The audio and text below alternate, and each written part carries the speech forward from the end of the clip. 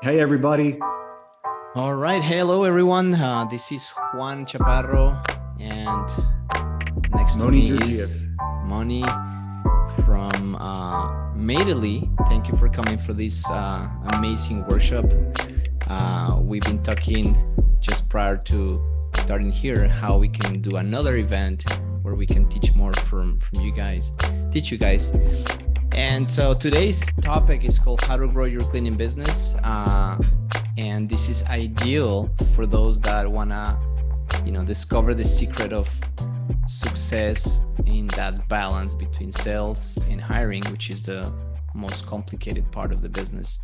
We really have challenges in that area, and that's how we decided to make this event happen. So we want to get started on the today's talk, and these are the topics. We're gonna talk about the hiring funnel framework, and then some Q&A about just hiring and all the recruiting side.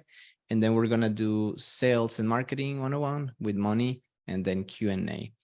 This is going to help you really dominate the two most important areas of the business, which is sales and recruiting. And when you have those things in balance, you will grow your company, because that's what makes it more difficult when you don't have or know that. So, all right. So, all right, let's get started. This is a big overview, the hiring funnel framework, and it really is comprised of 7 areas or 7 steps, which is acquisition, screening, interviewing, training, onboarding, management, and referral. So when you're thinking of hiring people, sometimes you just think about, hey, that's it, I'm just hiring them and then they start to work. But in reality, to grow your company and cross $1 million in revenue, you have to have this framework in mind, and you have to have all your team aligned with your framework. So let's get dissecting on each of those points, which is basically my talk. All right, so acquisition is getting people to apply. That is the first thing you have to have in mind, is how do I get people to apply to my job? And the goal of that is to maximize the conversion rate. We're going to talk about that in a moment. And also something to prioritize is to have clear and open communications in this process. Most people that get hired, and they sometimes don't have the full information about the job. They don't know exactly their expectations. They don't know exactly how things work, and that creates turnover. So that's why we have those 2 things in priority. So let's dive into the specific slide. To talk about is, where do I get clicks? Where do I get people to apply to my jobs? That is the first thing that you should be thinking, is where they are. So technically they are in Indeed, Facebook jobs, which shut down this month. There's ZipRecruiter, there's Google Jobs, and there's other job boards. But this is all paid. This is all paid traffic. Indeed clearly has the most traffic of all of them, because Indeed is like a search engine for jobs. So they have so much traffic, and they are a brand name, and people that are looking to get a job, they go to Indeed, because it's like going to Google for something else. So people think of Indeed as a search engine, and that's why they got so much traffic. Some cities work fine, some cities don't. So that's why they have the most traffic, but they cost money. Facebook jobs was not a good option anymore. I mean, they shut down, and some people did find employees there and some didn't. So, but technically now that free traffic source is down. ZipRecruiter, it's okay, works some cities, some don't. There is Google Jobs, and the way you find Google Jobs, and most people don't know about it, is when you go to Google and you type house cleaning jobs in Milwaukee, for example, you will see a mini box in search that's basically a mini search engine within Google results, specifically about just results in that city for house cleaning jobs or janitorial jobs. So now if you go to your computer and do that, you will see, and you try to find your job in that section. And there is other job boards, many more job boards. So basically the conclusion is this: technically you have to be spending, if you want to grow, 250 to 500 a month on paid traffic in order to get enough applicants to your website, to your form. If you have no intentions of growing, just free or not paying anything will work. But I rarely have met companies that are growing that are on free ads. Sometimes they do get some applicants, but the reality is that they are not growing at a rapid pace in order to keep up with sales. So think about paying for ads just like you think paying for leads, paying for Google ads, paying for traffic, paying for advertising. So because we're in a business where we're in the middle and you have employees here and you have customers here and you're in the middle trying to monetize this relationship. So that's why you have to be able to control the amount of clients and the amount of customers, customers and employees that come into your business. So that's why you have to pay at some point. Moni, you can add anything if you feel like while I'm going in the slides. Now, thank you. Where those people are sent that you're spending money, well, they go to your landing page. Well, now those landing pages must be optimized to capture the traffic. I had a customer of mine called me a couple of weeks ago saying, hey, I'm not getting any traffic or conversions. I'm paying for ads, but I'm not getting applicants. So I look at his website and he had most of the major mistakes everybody has, which is, first, they don't have a specific jobs or careers page. They just send people straight from Indeed or another source to a Google form or a Jot form, and that's it. And in the reality, in the world that we live now, we have to send people to our landing page or jobs page, and in there, you have to explain the values of your job. That is benefits, how much you pay, vacations. You have to explain pay. Do they work in team? Do they work alone? Do they have to come to the office every day or not? You have to explain every single thing about the job, not just we pay this amount and apply. That doesn't work anymore.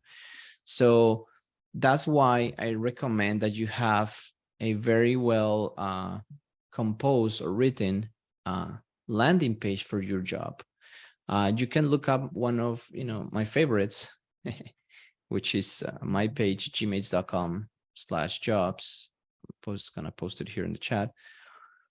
And you will see that once you land there, you have Spanish and English, and then people click based on their language. And there they will see all these 4 sections that I'm talking about the job, the benefits, testimonials, and some Q&As specifically for the job. And then there's the job description, and then there's an apply button at the end. And on the very top, there's a video that basically explains an employee cleaning and working. And that is really the perfect landing page to get more applicants once you spend money. If you're spending money and sending them to a Google form or just simple blank form, the conversion is going to be very minimal, and you're going to spend a lot of money trying to get people to apply. So that is the first mistake you need to correct from your website. If you're doing that, stop, take a moment, build the page, and then continue paying. So think about that very deeply. If you have that site done, that's the first thing you have to do.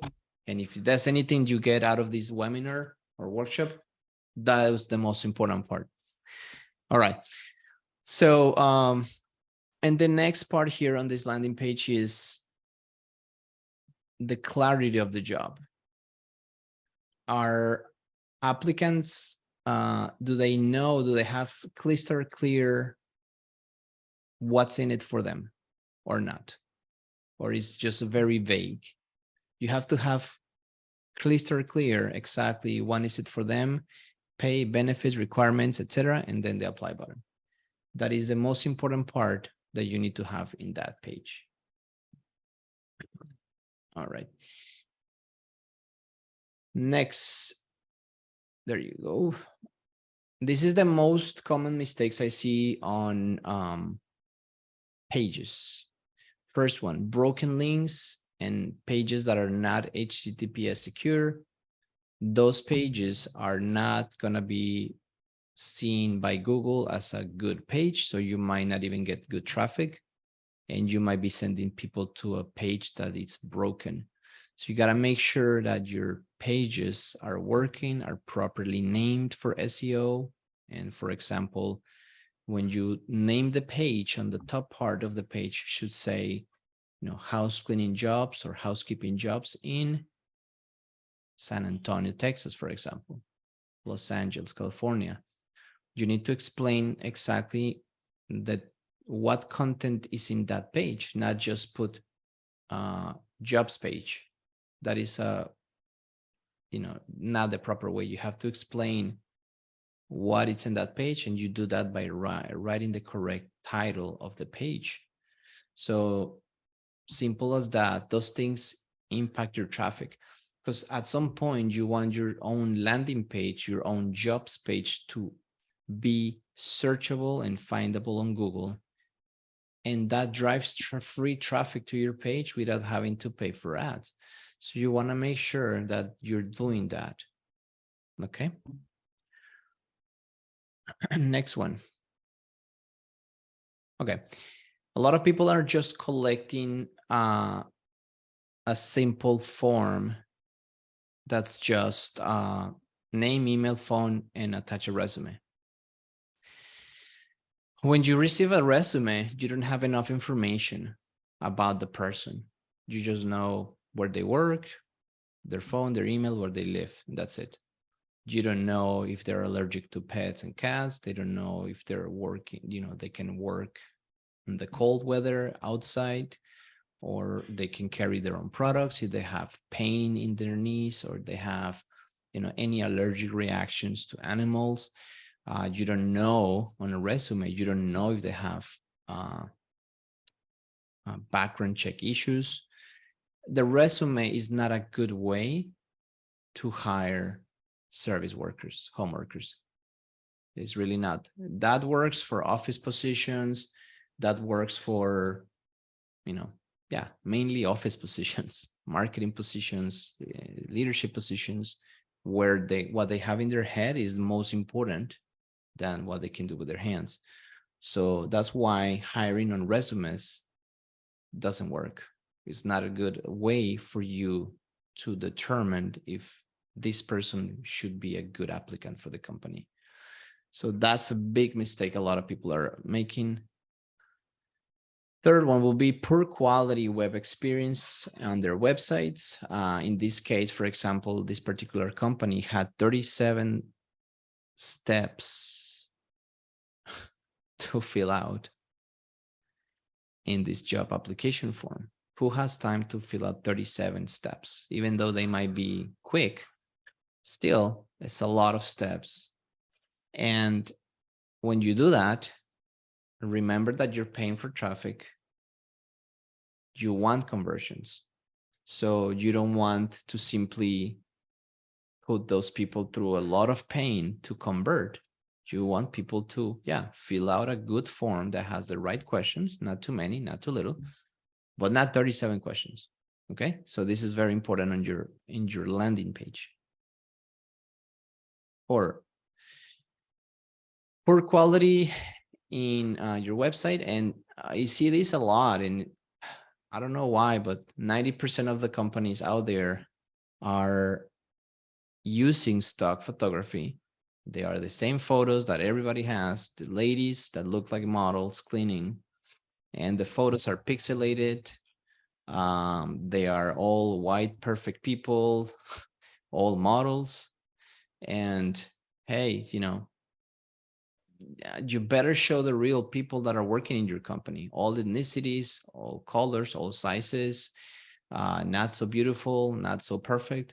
Why? Because people or applicants, when they're going to your website, they're gonna see if they connect or they relate to that person. So it's very important that you reflect, you put those images of the people that are really working in your company. They could be technically models or actors that you hired, but there are actors that are not so perfect. So you can hire regular people to take photos as an employees, or you could use your own employees. But if you use your own employees, you need to have them sign a, I think it's called photo media release, something like that, that allows you to use the photography in your marketing materials.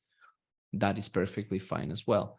So the point is, please get rid of stock photography, put your own photography. If you don't know, take your iPhone, take some photos, go to Canva and edit the photo and just put it on your website. That converts more than stock photography.